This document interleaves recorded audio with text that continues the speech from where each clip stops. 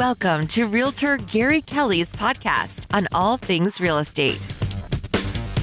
Hi, this is Gary Kelly. Welcome back to La La Java here in Northborough with Brad Avergon from Envision Bank. Hi, Brad. Hi, Gary.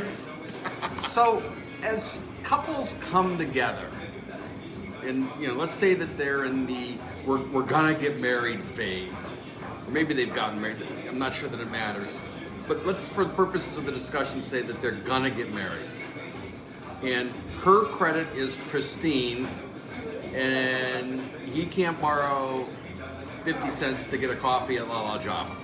Okay? It's a non-starter. Yeah. When they come to you and they say, we want to buy a home together. Yes. Okay? Yes. How do you go about sorting, in this case, she's pristine, he's not. Right. Okay? He's got blemishes on his credit. Sure. So that they can get into a home.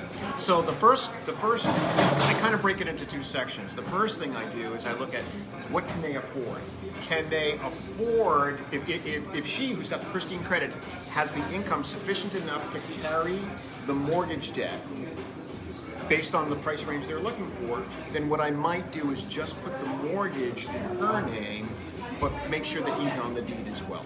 So that is from an ownership standpoint, they both own the property, and so it's just more a matter that we based the loan and the credit off of her credit only.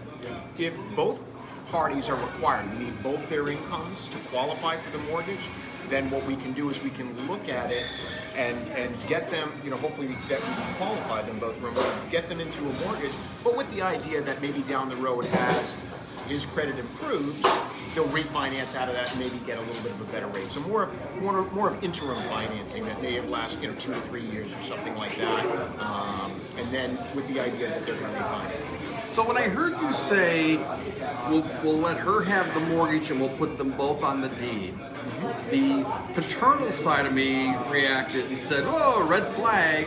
She's exposed if he flakes out because he's still on the house." That's true. That is true. It's her. Definitely her debt obligation on there. But at the same time, he has an ownership interest in it, and I'm assuming in our scenario that he's bringing some down payment money to the table. And so that they're both contributing to that down payment, and they're both going to take an equal ownership in it. Now, in the case where she's not only has the good credit, but she has the assets, well, perhaps, even though they're getting married, the house initially goes in her name until such time as he can improve his credit, maybe get some savings back, and then we can add him on and kind of balance things out a little bit more. So what I'm hearing is it's really a case-by-case basis, and you look at not only each individual's ability to pay and credit history, but also what they're bringing to the party financially. Absolutely. Right. Anything else? No, the only other thing I would comment is, a lot of times when people are getting married, the credit issue, the finance issue, sometimes that comes up in conversation, sometimes it doesn't, and it's not until we're sitting down and kind of getting all that out there. And the thing I would leave people with is that, it's a path to home ownership, it's a journey. It's not about, okay, this is where we are and this is where we're going to stay. It's a matter of working together, and so, maybe one party's more financially responsible. Maybe that's the one that takes over the bills and helps savings and credit, and you work together to try to get to the place where you want to be, which is owning a home. Great. Well, Brad, I want to thank you for coming out and spending some time with us today and talking about people coming together. Absolutely. Thanks, Gary.